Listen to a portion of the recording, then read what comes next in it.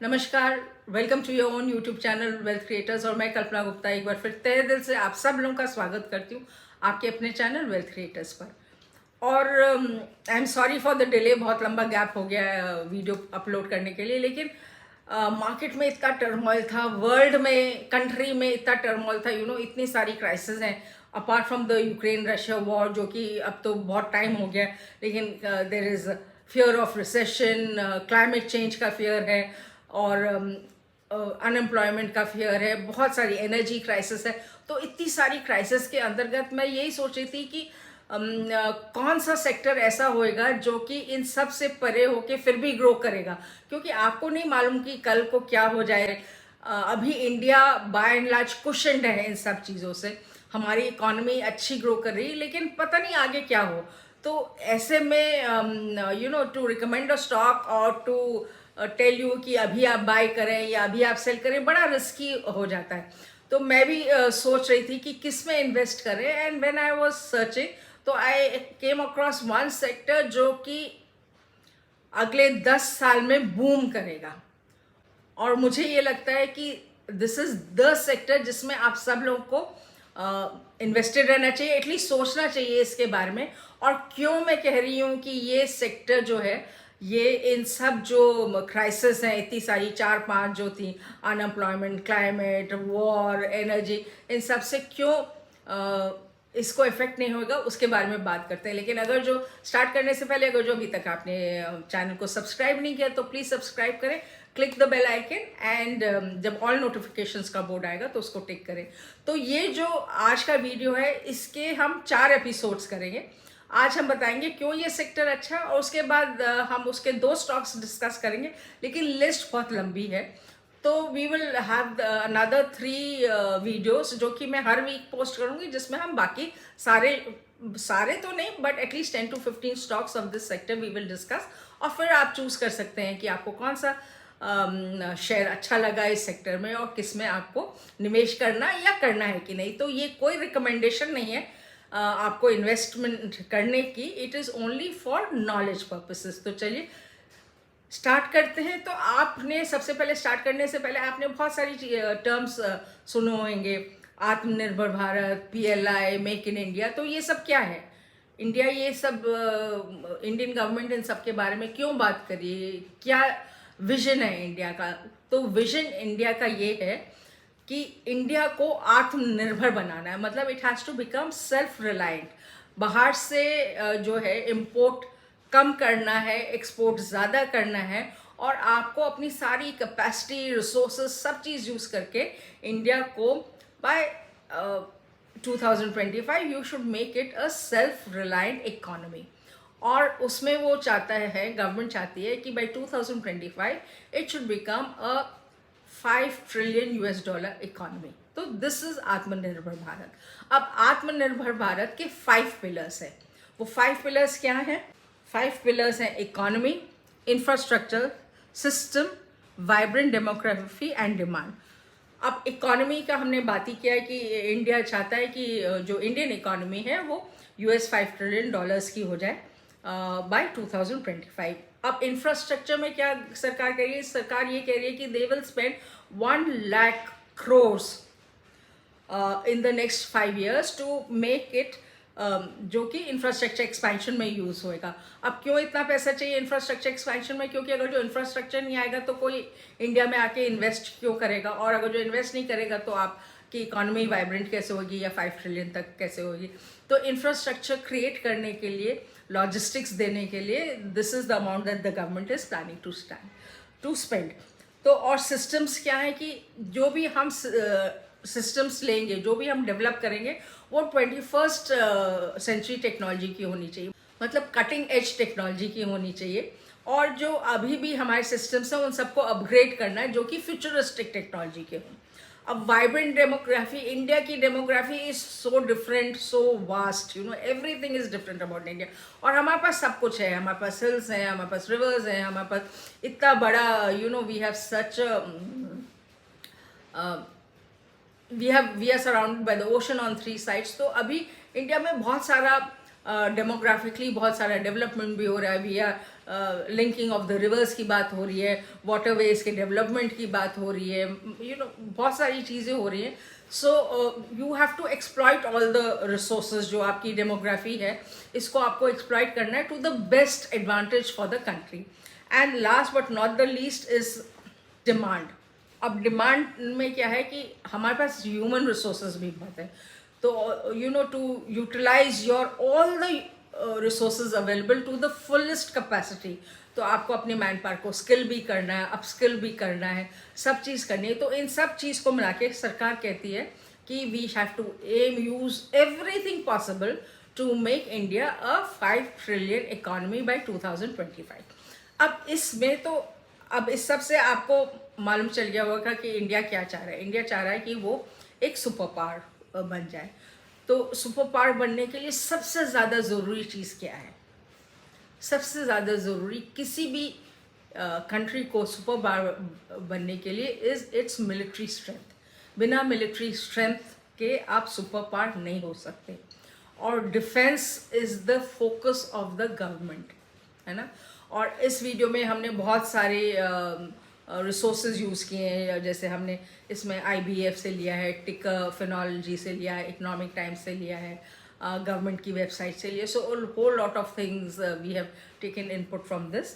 And now we will talk about defence. तो India, जैसे मैंने कहा कि गवर्नमेंट एस्पायर कर रही है to become a super power, और उसके लिए मिलिट्री स्ट्रेंथ होना बहुत ज़रूरी है. और मिलिट्री स्ट्रेंथ इंडिया को इसलिए भी चाहिए क्योंकि इंडिया के तो दोनों तरफ एनिमीज़ ही हैं, चाहे वो चाइना हो, चाहे यहाँ पर इस साइड पाकिस्तान हो. With in the country also you have so many elements. You have north east में इंसर्जेंसी है, फिर माओ मूवमेंट है. तो इसके लिए ज़रूरी है कि आपकी जो मिलिट्री है, जो नेवी है, मिलिट्री है और एयरफोर्स है, वो सब उनके पास कटिंग टेक्नोलॉजी हो और बेस्ट ऑफ रिसोर्सेज हों. तो इसको सब देखते हुए इंडिया ये कह रहा है, India is saying that they will spend 1.75 lakh crores 1.75 lakh crores in production in defense by 2025. और ये भी इंडिया कह रहा है कि उसमें से हम 35,000 करोड़ का एक्सपोर्ट करेंगे. तो हम सेल्फ रिलायंट भी होंगे और हम बाकी जो डेवलपिंग कंट्रीज़ हैं उनको एक्सपोर्ट भी करेंगे. सो नाउ इफ़ यू सी कि ये कैसे होएगा, तो अगर जो हम देखें तो 21-22 में इंडिया ने जो एक्सपोर्ट किया था only in the defense sector was something like 12,815, which is a very good figure अगर जो आप देखो.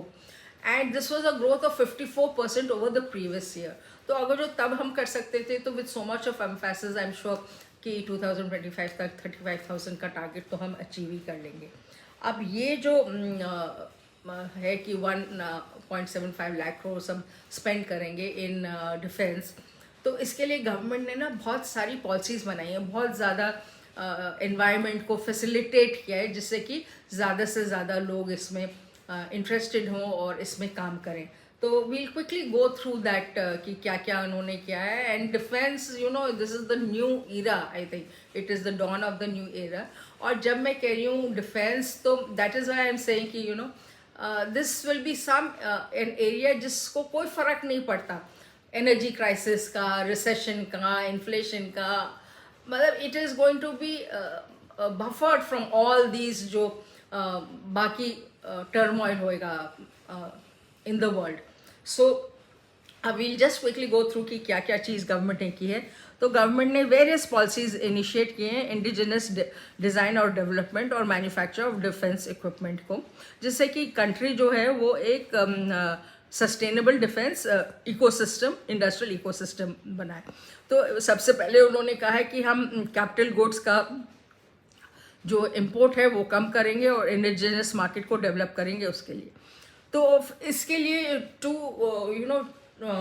To stop a lot of exports उन्होंने 2 लिस्ट बनाई हैं.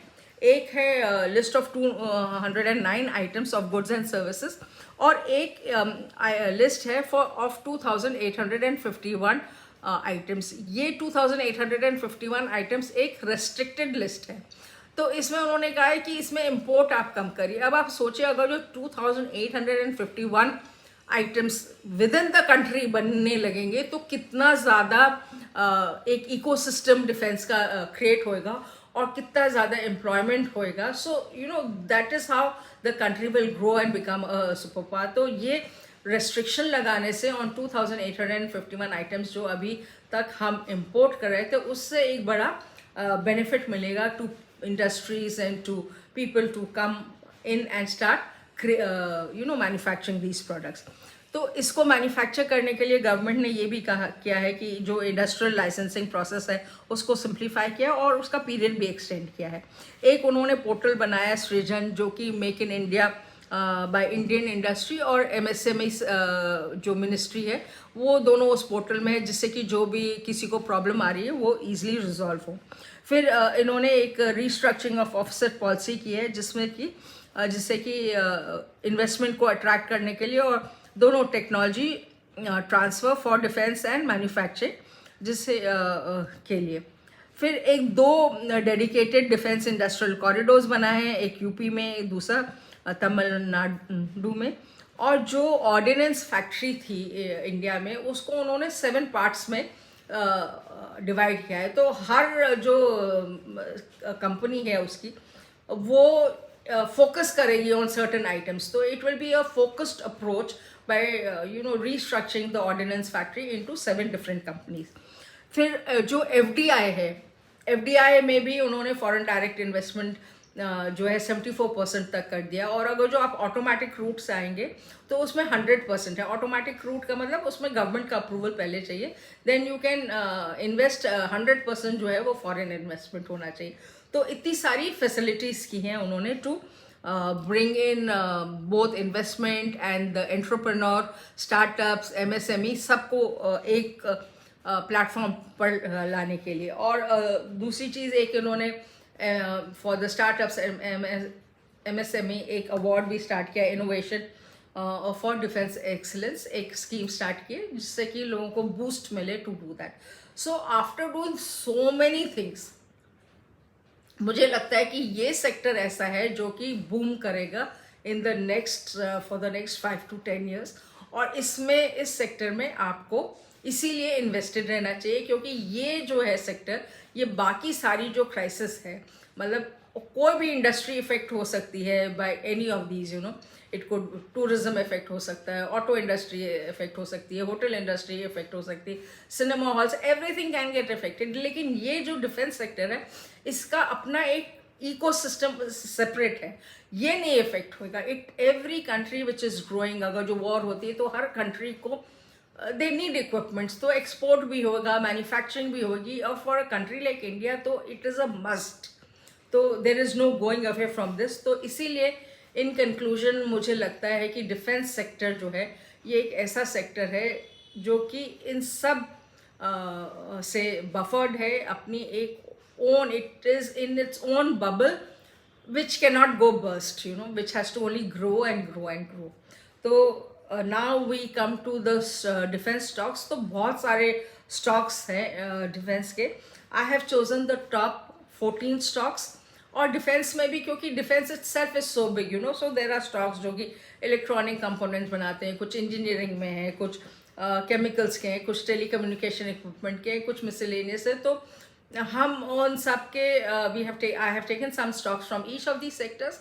और जैसे आप लिस्ट में देख सकते हैं द इलेक्ट्रॉनिक कंपोनेंट्स. तो ये 14 स्टॉक्स हैं, लेकिन आज हम 2 स्टॉक्स के बारे में बात करेंगे which is the electronic components. और फिर जो नेक्स्ट 3 एपिसोड्स आएंगे उसमें हम 3-3, 4-4 बाकी स्टॉक्स के बारे में बात करेंगे. So starting with first Bharat electronic limited. ये एक नवरत्न PSU है, मिनिस्ट्री ऑफ डिफेंस के अंतर्गत आता है. And it manufacture state of art electronic products army, navy और एयरफोर्स के लिए. ये होमलैंड सिक्योरिटी सॉल्यूशंस पर भी काम करता है, स्पेस इलेक्ट्रॉनिक्स पे भी, सैटेलाइट इंटीग्रेशन पे भी, साइबर सिक्योरिटी पर भी. तो बहुत सारी चीज़ों पर काम करता है. अब अगर जो हम इसके फाइनेंशियल्स पर आए तो ये डेटा जो है टिका फेनोलॉजी से ली है. और जैसे आप देख सकते हैं इसके 52 वीक हाई वॉज 114 और 52 वीक 61 है. अभी ये 102 पर ट्रेड कर रहा है. तो लो से it has again picked up. और अगर जो हम इसकी रेटिंग देखें तो ओनरशिप में ऑफकोर्स 4.5 है, वैल्यूएशन में 2 स्टार्स हैं, लेकिन एफिशिएंसी और फाइनेंशियल्स में अच्छी रेटिंग है इसकी, 4.5 stars and 3.5 stars. Now if you see the other company essentials, you will see कि इसका जो है डेट ज़ीरो डेट है, पी रेशियो 26.38 है, सेल्स ग्रोथ 8.89 है which is good, but ROE and ROCE are really good, 20.61 and 27.78. Profit growth भी अच्छी है इसकी. अब इसकी शेयर होल्डिंग पैटर्न पर आए तो इसके promoter of course government of India है, president of India holds 51.14% shares of BEL, so it is a government owned company. लेकिन डिस्पाइट दैट जो डोमेस्टिक इंस्टीट्यूशनल इन्वेस्टर्स हैं और फॉरेन इंस्टीट्यूशनल इन्वेस्टर्स, उनकी भी होल्डिंग अच्छी है, 27.72 and 15.99, so good holding by FIIs and DIIs. Now coming to the quarterly results, अगर जो आप देखेंगे क्वार्टरली रिजल्ट्स तो आप जून 22 में देखेंगे कि विज़ मार्च 22 परफॉर्मेंस एकदम हाफ है, बट मार्च में वी कैन अंडरस्टैंड कि बहुत सारे जो पेंडिंग वर्क होता है वो प्रेशर होता है. लेकिन अगर जो आप जून 21 से कंपेयर करें, इसको YOY कंपेयर करें, तो जून 21 से जून 22 में the growth has been substantial, almost double, not it has been almost double. अगर जो the operating profit has grown substantially from 62.86 to 530. Profit before tax also is good and profit after tax बहुत अच्छा है. जून 21 में 11.15 था और जून 22 में it is 431.49. So very good growth in profit after tax. अगर जो हम इसका profit and loss on yearly basis देखें तो if you see the net sales on yearly basis, that has been growing on a yearly basis from 10,000 in 2018 to 15,000 in 2022. So there has not been a decline in a single year. For the past 5 years growth, sales की growth बढ़ती जा रही है. और operating profit is also growing. अगर जो हम net profit की बात करें तो on a YOY basis also the net profit of the company is good from 1,399 in 2018. It has come to 2,348.93 in March 22. So good performance by the company, both as far as sales is concerned and as net profit is concern. और हम इसमें देख सकते हैं कि हालांकि Covid हुआ, लेकिन कोविड के चलते इस कंपनी में उसका बहुत ज़्यादा असर नहीं हुआ, ग्रोथ फिर भी रही डिस्पाइट कोविड. तो जो हम कह रहे थे कि ये ऐसा स्टॉक है जो कि विच विल बी जो कि अपने एक आइसोलेशन, अपनी एक और इकोसिस्टम में चलता है, तो दिस इज प्रूफ कि इसका इकोसिस्टम डिफरेंट है फ्रॉम द अदर इकोसिस्टम. अब कंपनी की स्ट्रेंथ्स क्या हैं? कंपनी की स्ट्रेंथ ये है कि इसकी ROCE 27.52 रही है, जैसे हमने कहा बहुत अच्छी रही है. डेट फ्री कंपनी है, इंटरेस्ट कवरेज रेशो अच्छा है और एक अच्छा इफेक्टिव ऑपरेटिंग मार्जिन मेंटेन कर रहा है. नाउ द लिमिटेशंस इस कंपनी की ये हैं कि प्रॉफिट ग्रोथ जो है 6.82% ही रही है ओवर द 3 years, जबकि सेल्स ग्रोथ अच्छी रही है, प्रॉफिट ग्रोथ थोड़ी कम रही है. और रेवेन्यू ग्रोथ जो वही प्रॉफिट ग्रोथ और रेवेन्यू ग्रोथ पास्ट 3 years में थोड़ा कम रहा है. So this is about BEL. और it is a government organisation, 51% से ज़्यादा गवर्नमेंट का शेयर है और ऑफ कोर्स बूस्ट इसको मिलेगा, क्योंकि जब गवर्नमेंट कहती है आत्मनिर्भर भारत, तो government wants that the government owned companies जो हैं, जो एंटरप्राइजेस हैं, उनमें बूस्ट हो और वो अच्छा काम करें. तो that support it will always have. अब अगर जो हम नेक्स्ट कंपनी पर आए, दैट इज़ डाटा पैटर्न्स. तो डाटा पैटर्न्स जो है ये कंपनी जो है it does designer, developer and manufacture है of safety and mission critical electronics. ये डिफेंस, एरोस्पेस और मेट्रोलॉजिकल इंडस्ट्रीज के लिए काम करती है. ये RF और माइक्रोवेव प्रोडक्ट्स, रडार सिस्टम्स, उन पर काम करती है. और ये कंपनी जो है डाटा पैटर्न्स, ये है तो कंपनी पुरानी 1988 में बनी थी, लेकिन ये लिस्ट अभी लास्ट ईयर दिसंबर में हुई है. तो लिस्टिंग के बाद इसको अभी 1 साल भी नहीं हुआ है. एंड इसके chairman and managing director is mister Rangarajan. अब अगर जो इसका हम ओवरव्यू देखें तो इसकी जो 52 वीक हाई वॉज 1270 और लो वॉज 575 और अभी ये 1200 के करीब ट्रेड कर रहा है। तो इट हैज़ जो भी इसका हाई था it is trading near about that. अगर जो इसका ओनरशिप देखें तो इट्स ओके, ओनरशिप इसकी जो है क्योंकि प्रोमोटर्स की ओनरशिप 45.62% है तो 3 स्टार ही है, लेकिन वैल्यूएशन और एफिशिएंसी देखिए बहुत अच्छा इसमें 5 स्टार और 5 स्टार दिए हैं। फाइनेंशियल्स में 2 स्टार्स खाली इसलिए भी हैं क्योंकि जो फाइनेंशियल्स हैं अभी इस कंपनी की अभी लिस्टिंग हुई है तो इसके प्रीवियस फाइनेंशियल्स का डाटा उतना ऑथेंटिक नहीं है और उतना हमने लिया भी नहीं है, तो इसलिए because it is a new company, अभी इसने एक पूरा फाइनेंशियल ईयर भी नहीं कंप्लीट किया after it's listing, so that is why financials को 2 रेटिंग दी है। अगर जो अब हम इसके बाकी देखें तो PE 66.55 और फेस वैल्यू 2 है, प्रोमोटर की होल्डिंग हमने बात की, थोड़ा सा डेट है खाली 6.76 का और EPS 18.11 है। इसमें PE ROE नहीं दिया है लेकिन आगे ROE है। और जो शेयर होल्डिंग पैटर्न देखें तो प्रोमोटर्स का 45.62 है, पब्लिक का 44.7, DIs का 8.25, लेकिन FIs का इसमें इन्वेस्टमेंट बहुत कम है, it is only 1.43।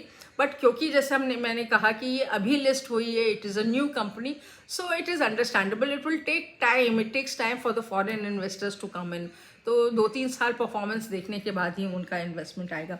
Of course positive thing इसकी कोई प्लेज नहीं है। अब इसके अगर जो क्वार्टरली रिजल्ट्स देखें तो क्योंकि क्वार्टरली रिजल्ट्स में मार्च से अगर जो हम जून क्वार्टर देखें तो ग्रोथ कमी हुई है इसमें, और लेकिन अगर जो हम इसका प्रॉफिट आफ्टर टैक्स देखें तो जून क्वार्टर में 14.26 था। ऑफकोर्स मार्च में क्योंकि सेल्स सब्सटैंशियल हुई है तो मार्च में इसका प्रॉफिट बेटर था, 61.62 था। देयर इज़ नो अब I think we see the annual results, अगर जो प्रॉफिट लॉस में देखें तो आप देखेंगे कि कंपनी नई ही है लेकिन इसकी पिछले 5 साल में कंसिस्टेंटली ग्रोथ हो रही है, नेट सेल्स में अच्छी ग्रोथ हो रही है अगर जो आप देखें, और प्रॉफिट में भी अच्छी, ऑपरेटिंग प्रॉफिट भी ग्रो कर रहा है। इसका इंटरेस्ट इसका कम हुआ है फ्रॉम मार्च 21 टू मार्च 22 में सब्सटैंशियल डिक्लाइन हुआ है। प्रॉफिट बिफोर टैक्स अच्छी ग्रो किया है और नेट प्रॉफिट में भी ग्रोथ अच्छा हुआ है अगर जो हम YOY देखें।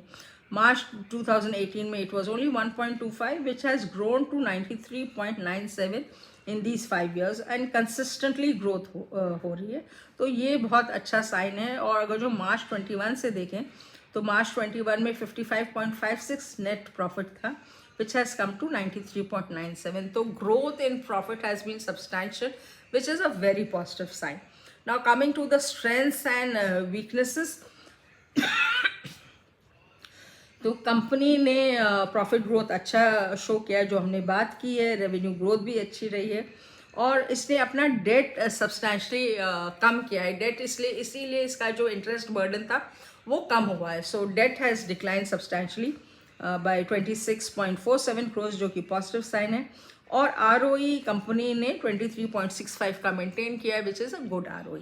अब लिमिटेशंस हैं तो कॉन्टिजेंट लाइबिलिटी है इसकी 153.28 crores जो कि सब्सटैंशियल है।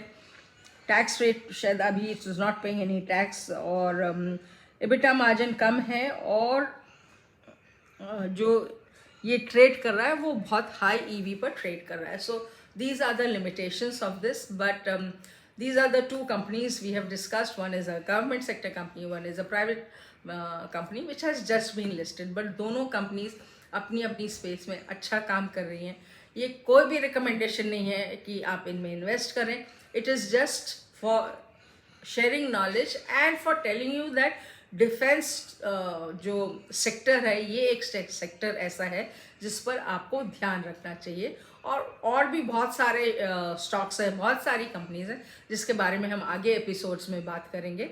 लेकिन आपके निगाह में कोई हो तो आप लिख के भी बताएं। If you want me to cover any stock in the defence sector तो लेट मी नो। जो हमने उसमें लिस्ट में दिए हैं वो 14 तो हम कवर ही करेंगे, उसके अलावा आप चाहते हैं कि कोई कवर हो तो आप ज़रूर कमेंट सेक्शन में लिख के बताइएगा, we will cover that also. I hope you have like this video, और अगर जो आपको ये वीडियो पसंद आया है तो इसको लाइक शेयर कीजिएगा, और जो अभी तक चैनल को सब्सक्राइब नहीं किया तो please subscribe to the channel. Thank you for watching this video. Take care. Happy investing.